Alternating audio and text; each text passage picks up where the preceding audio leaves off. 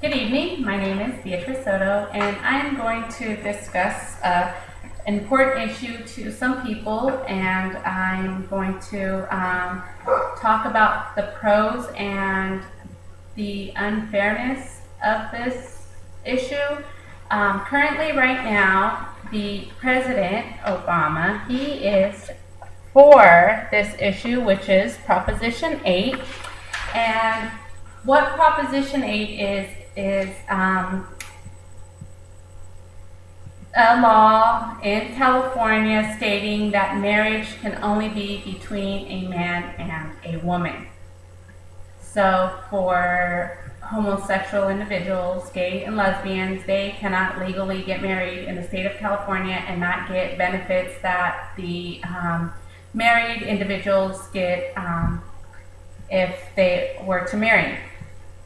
So, President Obama is urging the Supreme Court, which is a hearing that's going to happen this month in March, and he is urging the Supreme Court to make sure that this Proposition 8, we do away with it, because he states that it violates equal protection rights for individuals.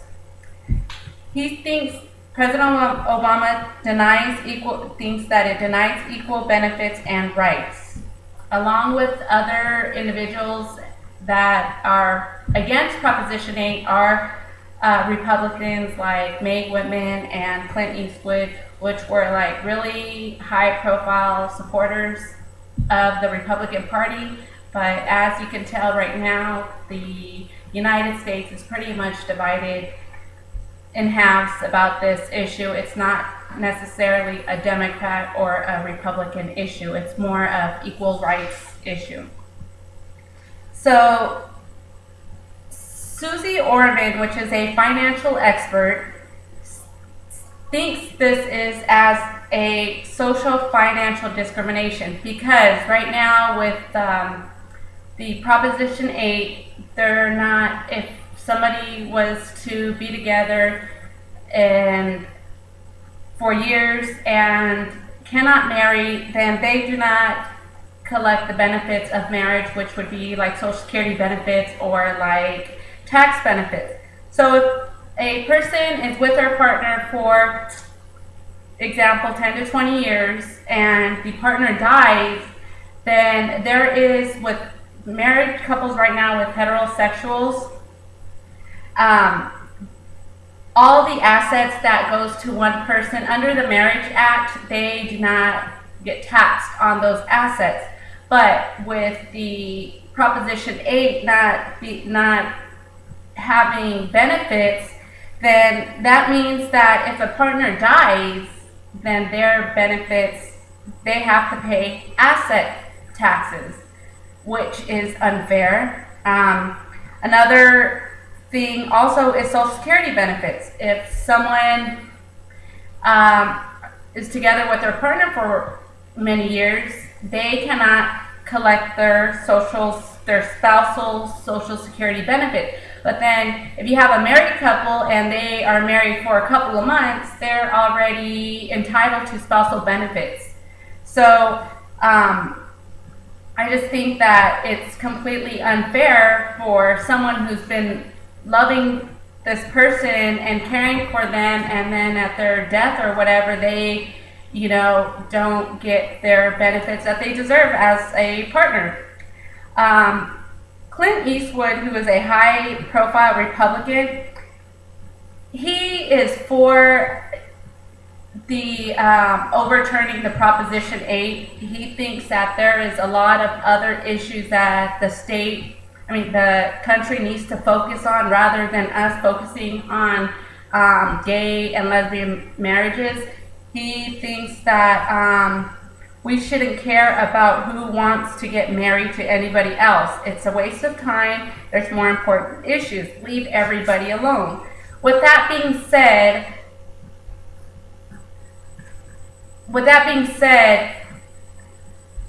if I felt like I wanted to marry whoever I felt like I loved, that should be my decision. I don't think that a rule or a law should determine if I should love or want to marry a male or a female, whatever is my preference. And that's my whole stance on it, is that I think that people should be free. As this country, we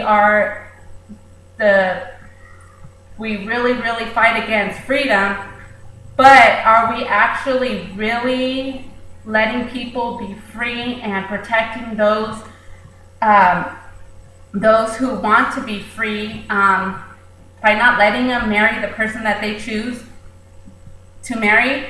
One of the statements that our President Obama made, which I feel is really, really correct for this issue, and I will read it to you, which is, "Our journey is not complete until our gay brothers and sisters are treated like anyone else under the law. For if we are truly created equal, then surely the love we commit to one another must be equal as well." So I understand that the people have, their preferences, and some people believe it should be a man and a female marriage, and others believe it should be between, gay and lesbians is okay. I just feel that if we are going to be equal and free, then people should be able to marry and love who they choose and who at that moment they feel is their soul mate, whether it is a male or a female. So with that being said, thank you for listening to my speech, and I appreciate your guys' time.